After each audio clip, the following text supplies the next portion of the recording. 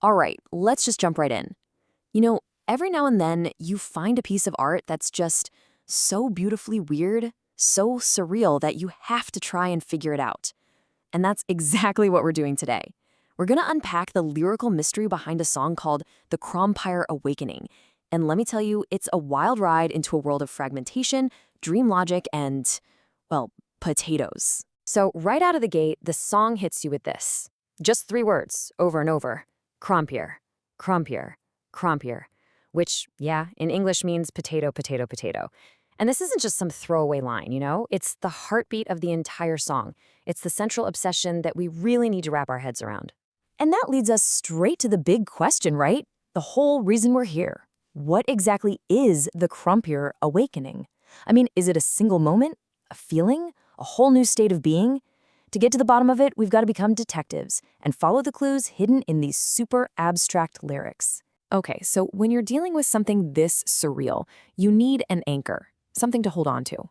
And the most relatable starting point here is that classic, timeless struggle, the one between our own inner world and the crazy, chaotic world out there.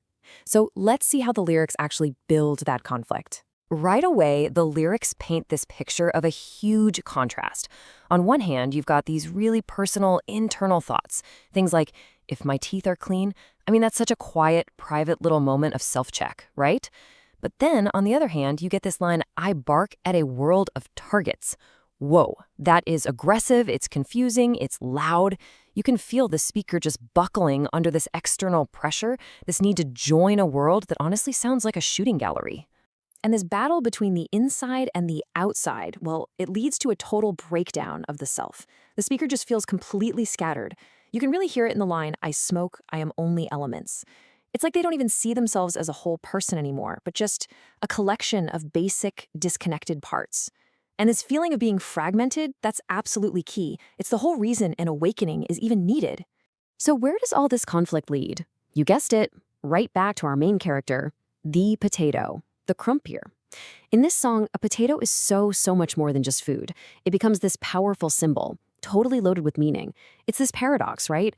It's something so mundane, so everyday, but at the same time, it's profoundly important. And here's the kicker.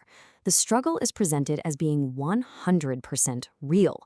The lyrics just state it, plain as day. Some struggle with the potato. I mean, think about that. This line takes something that sounds totally absurd and just delivers it with a completely straight face. It elevates this common, everyday object into a real, genuine source of conflict and challenge. And believe me, the stakes in this potato struggle, they are incredibly high. The lyrics bring in this deep, profound sense of loss, and it's all symbolized by this simple fraction. Half. Half of something absolutely vital is just gone. But half of what exactly? And this next line just beautifully captures the poetic strangeness of that loss.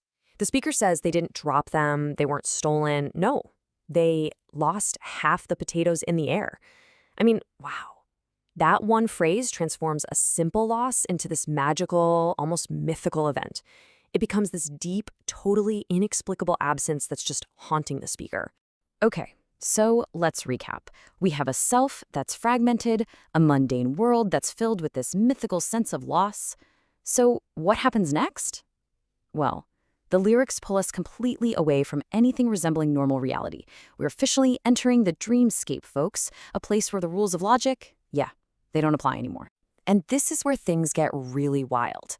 The lyrics introduce this truly strange and powerful image, the root telephone. So what on earth is a root telephone? Well, imagine a way of communicating that has nothing to do with technology. Instead, it's a direct connection to the earth, to something ancient, primal, and deep. It's this incredible metaphor for, intuition or some kind of hidden knowledge. And then, bam, there it is. The speaker just comes out and says it. I have a root telephone. This is a huge turning point. It suggests that even though they feel all broken and fragmented, the speaker can somehow tap into this different, deeper channel of reality, one that's on a completely different frequency than that loud, aggressive world of targets they're always barking at. And once that root telephone line is open, the imagery just comes flooding in. It's got that rapid-fire, nonsensical logic you only get in a dream. We start hearing about cocktails that remember mud, a tasty witch, golden vertical gates, and heavy drawers. Look, none of it makes any logical sense, right? But it all connects on an emotional level. It feels exactly like the bizarre, winding story of a dream. Okay, let's try and bring this all together. We've got the fragment itself, we've got the super symbolic potato, and we've got this surreal dreamscape. So, what does it all add up to? What is the awakening that the song is named after? Well, it seems like it's a process, right? It's a journey, and it kind of happens in 3 steps. Step 1, you have to face and acknowledge your own weakness, your own fragmentation.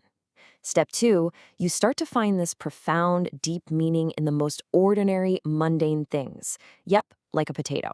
And then finally, step 3, that brand new perspective lets you tap into that deeper, surreal reality, your very own root telephone. And this, right here, is the heart of the whole thing. After all that struggle, all that loss, all that confusion, there's this one incredible realization. The awakening isn't about suddenly becoming strong. No, it's about discovering your potential in spite of being weak. It's this beautiful moment of profound self-acceptance.